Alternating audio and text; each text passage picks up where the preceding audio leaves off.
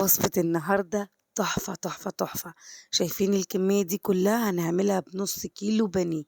النهاردة هنعمل مع بعض الناجتس، كمية كتير جدا ما يعادل 50 قطعة، وتقدري ان انتي بقى تشيليها في الفريزر وتطلعيها وقت اللزوم.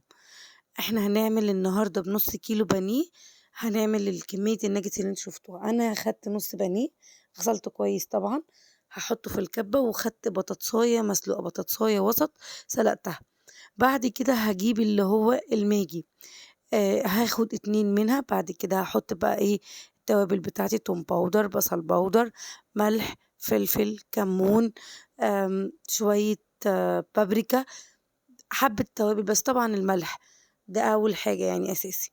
طبعا هتحطي كل التوابل بتاعتك، وبعد كده هتديها ضربة تانية وتبدئي بقى ان انتي تشكليها.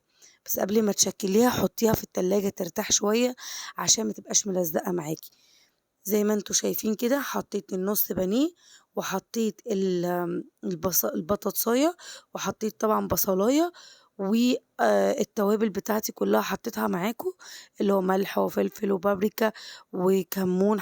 بصوا، معلقة من كل حاجة بسيطة قوي. لمت معايا اهو زي ما انتوا شايفين في الكبة، ده شكلها اهو. بعد كده هطلعها، هحط عليها معلقة صغيرة من الزيت. ده العجين كده اللي احنا عايزينه، او ده سمكة. هتحطي بقى شوية زيت على الرخامة بتاعتك وتفرديها وتشكليها، دي طريقة. وطريقة تانية هتعمليها بمثلا بقى زي يعني انت هتفرديها دلوقتي على الرخامة وتبدأي انت تشكليها.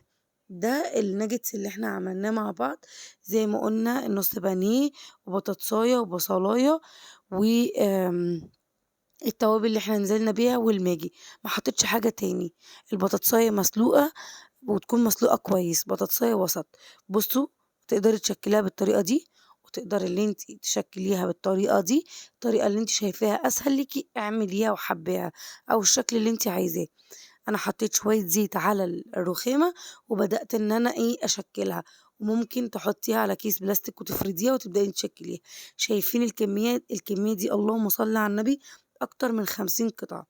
نظافة، انت عارفة النظافة طبعا عشان انت متأكدة من نظافة الحاجة اللي انت بتستخدميها. وكمان طعمها والله هتعجب ولادك جدا.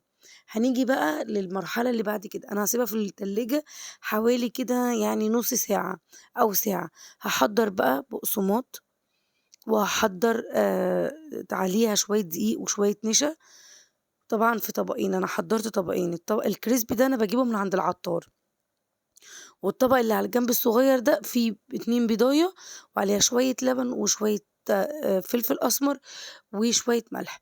وهنا الطبق ده حطيت فيه النشا وحاطة فيه الدقيق. تمام، أنا هنزلها الأول في الدقيق والنشا، بعد كده هحطها في البيض، وارجع احطها في الكريسبي وعليه شوية مثلا فيجيتار. اللي هو الكريسبي، الطبق اللي فيه الكريسبي ده فيه فيجيتار، وفيه اللي هو الكريسبي ده هتلاقيه عند العطار، او اللي هو اللي بيبيع اللي هو الكريسبي بتاع ماي ده حلو برضو. وتبدأي بقى ان انتي بقى من هنا لهنا لهنا، وبعد كده تقليها وهتطلع بالشكل ده. طعمها تحفة تحفة بجد، احلى من اللي احنا بنجيبها من بره مليون مرة. تجربيها هتعجبك جدا. الطريقة سهلة جدا جدا يا بنات.